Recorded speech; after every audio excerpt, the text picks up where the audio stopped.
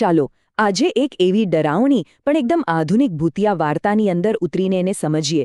એક એવી વાર્તા જે ખરેખર અંદરથી હચમચાવી નાખે. અને વાર્તાની શરૂઆત જ થાય છે આ એક વિચિત્ર નિયમથી. કેટલું અજીબ છે નહીં? બસ ટાંકી ભરો, પૈસા લો અને સવાલ નહીં કરવાનો. આ એક જ લાઈન આપણને સીધા જ એક રહસ્યમય અને ડરાવણા માહોલમાં ખેંચી જાય છે. તો હવે મળીએ આપણા મુખ્ય પાત્રને, અર્જુન. એ એક એવો યુવાન છે જેને એની પરિસ્થિતિ એક એવી જગ્યાએ નોકરી કરવા મજબૂર કરે છે જ્યાં કદાચ કોઈ પણ જવાનું પસંદ ન કરે. હવે જુઓ, અર્જુનની હાલત કેટલી ખરાબ હતી.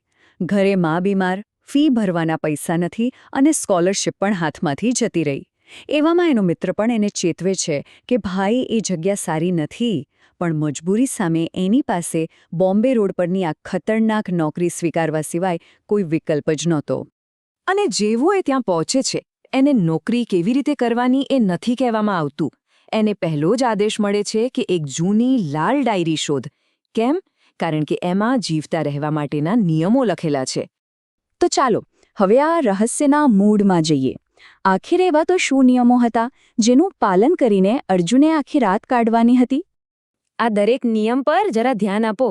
પહેલું, ક્યાં જવું છે એ પૂછવાનું નહીં. બીજું, કોઈ સવાલ નહીં કરવાનો. પણ પછીના નિયમો તો એકદમ વિચિત્ર છે. જે ગાડીની હેડલાઇટ બંધ હોય એને કહેવાનું પણ નહીં. અને પૈસા, એ પણ બરફ જેવા ઠંડા. અને સૌથી મોટો નિયમ, 3 વાગ્યા પછી કોઈ પણ સંજોગોમાં બહાર જોવાનું નહીં. જો હોર્ન વાગ્યો તો સમજી લો કે ખેલ ખતમ. અને અર્જુનનો મિત્ર ભાસ્કર બરાબર એ જ વાત કહે છે જે આપણા મગજમાં ચાલી રહી છે, કે આ બધા નિયમો કોઈ માણસો માટે નહીં પણ ભૂતિયા ઘટનાઓ માટે છે. અને એટલે જ હવે લોકો રાત્રે એ રસ્તા પરથી પસાર થતા પણ ડરે છે.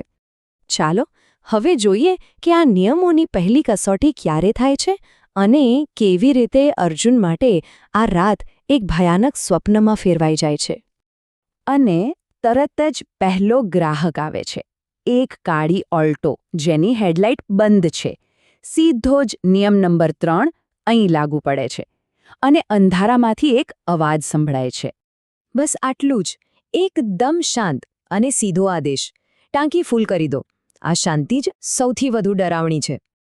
અને જ્યારે પૈસા આપવાની વાત આવી ત્યારે કારમાંથી જે બહાર આવ્યું એણે અર્જુનને હચમચાવી દીધો. એક હાડપિંજર જેવો હાથ, અને એમાં પકડેલી નોટો બરફ કરતાં પણ વધુ ઠંડી હતી. વિચાર તો કરો. આ ભયાનક અનુભવ પછી અર્જુન થોડી વાર માટે બાથરૂમમાં જાય છે. અને ત્યાં એને એક નવો સંકેત મળે છે. એક જૂનું પીળું પડી ગયેલું છાપું, જે કદાચ આ બધી ઘટનાઓ પાછળનું કારણ સમજાવી શકે. અને હવે આવે છે વાર્તાનો સૌથી મહત્વનો સમય, સવારના 3 વાગ્યા. હોરર વાર્તાઓમાં આ સમય હંમેશા કંઈક અજુગતું લઈને આવે છે, ખરું ને? અને એ છાપામાં શું હતું? એક જૂની ખબર. 1998માં બોમ્બે રોડ પર એક ભયાનક અકસ્માત થયેલો, બરાબર સવારે 3 વાગે. અને એમાં બધા જ મુસાફરોના મોત થયા હતા. હવે બધી કડીઓ જોડાવા લાગી હતી. અને જેવું ઘડિયાળમાં 3 વાગ્યાનો કાંટો ટકરાય છે, બધું બદલાઈ જાય છે. 1 મિનિટમાં લાઇટો બંધ, બીજી મિનિટે ઘણી બધી ગાડીઓનો અવાજ. અને અર્જુનથી રહેવાયું નહીં. એણે સૌથી મોટી ભૂલ કરી. એણે બહાર જોઈ લીધું. અને બહાર જે દ્રશ્ય હતું એ કંપારી છૂટાવી દે તેવું હતું. આકાર વગરના કાળા પડછાયા, જેમની ફક્ત લીલી આંખો ચમકી રહી હતી. આખું પેટ્રોલ પંપ એમનાથી ભરાઈ ગયું હતું. એકદમ ગભરાઈને એ મદદ માટે એના મિત્રને ફોન કરે છે. પણ સામેથી કોનો અવાજ આવે છે? એ જ ભૂતનો.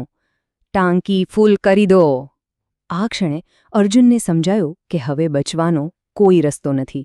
પણ કોઈક રીતે અર્જુન એ રાતમાંથી બચી જાય છે. અને બીજા દિવસે જ્યારે એનો બોસ આખી ઘટના પાછળનું રહસ્ય ખોલે છે, ત્યારે વાર્તાને એક નવો જ અર્થ મળે છે. તો આ ભૂત ખરેખર કોણ છે? એ 1998ના અકસ્માતના પીડિતો છે. એમના આત્માઓ એમની છેલ્લી ક્ષણોમાં જ ફસાઈ ગયા છે. એ લોકો દરરોજ રાત્રે એ જ સમયે એમની અધૂરી રહી ગયેલી છેલ્લી સફર પૂરી કરવા નીકળે છે. અને પેલી કારની ચાવી જે અર્જુનને મળી હતી, એ એક સંકેત હતો. એનો મતલબ એ હતો કે અર્જુને નિયમ તોડીને જે એક આત્માને જોઈ લીધો, એ આત્માએ પોતાનું ભાગ્ય સ્વીકારી લીધો અને એની યાત્રાનો અંત આવ્યો. એને મુક્તિ મળી. પણ વાર્તા અહીં પૂરી નથી થતી. ચાલો હવે અંતિમ અને સૌથી ચોંકાવનારા નિર્ણય તરફ આગળ વધીએ અને જોઈએ કે અર્જુનના ભવિષ્યમાં શું લખ્યું છે. આટલો ભયાનક અનુભવ થયા પછી બોસ અર્જુનને પાછા આવવા માટે ડબલ પગારની ઓફર કરે છે. અને નવાઈની વાત એ છે કે અર્જુન એના મિત્રને કહે છે, કેટલીક પ્રતીક્ષાઓ ક્યારેય સમાપ્ત થતી નથી, મારે આજે પણ રાહ જોવી પડશે. એનો અર્થ સ્પષ્ટ હતો, એ પાછો જઈ રહ્યો હતો. પણ અહીં સૌથી મોટો સવાલ એ છે કે કેમ આટલા ભયાનક અનુભવ પછી પણ અર્જુને પાછા જવાનું કેમ પસંદ કર્યું? શું એ તેની નિરાશા હતી, પૈસાની જરૂર હતી, કે પછી એ ફસાયેલા આત્માઓ પ્રત્યેની એક વિચિત્ર ફરજની ભાવના હતી? આ સવાલ આપણને વિચારવા પર મજબૂર કરે છે.